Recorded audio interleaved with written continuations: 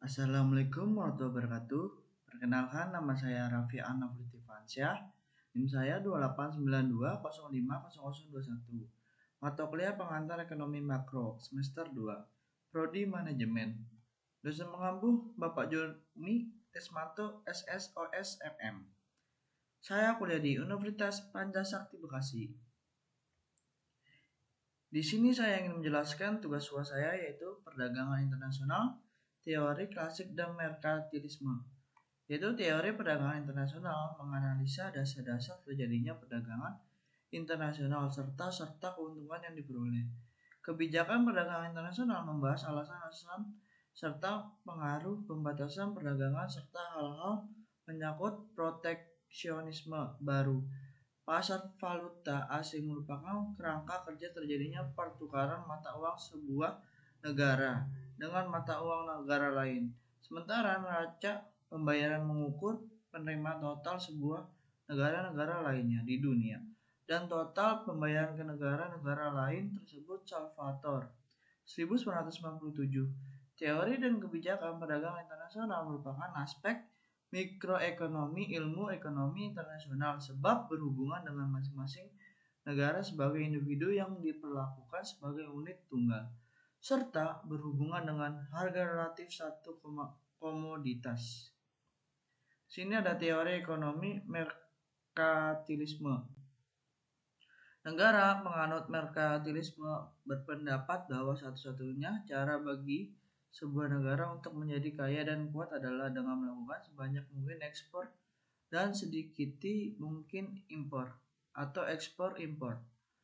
Merkantilisme memandang kekayaan suatu negara diukur dalam bentuk emas dan perak, di mana semakin banyak emas dan perak yang dimiliki oleh suatu negara, maka semakin kaya dan kuat negara tersebut.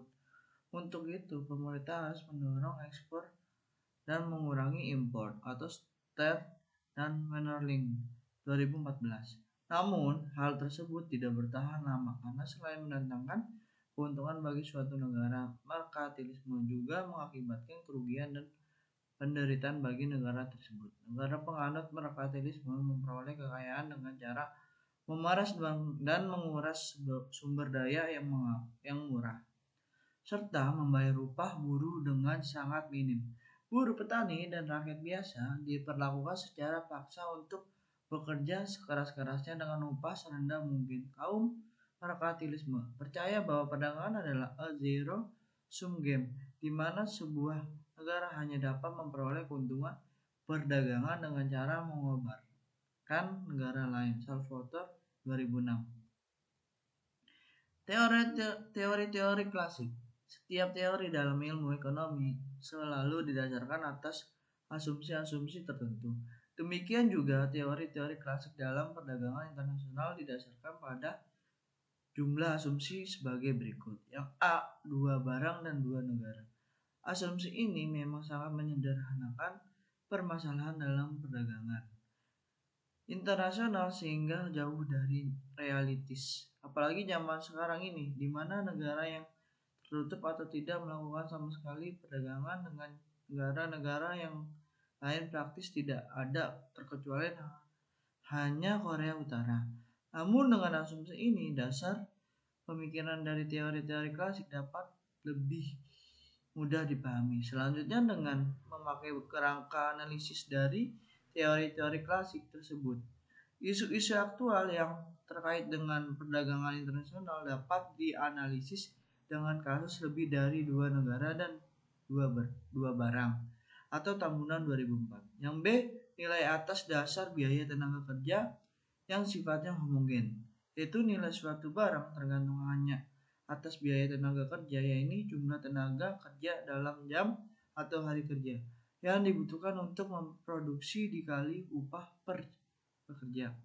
Pada masa teori klasik, faktor-faktor produksi lainnya seperti modal dan tanah dianggap tidak penting dalam menentukan biaya produksi dan berarti juga harga produk. Dalam teori-teori klasik, faktor produksi tenaga kerja diasumsikan homogen.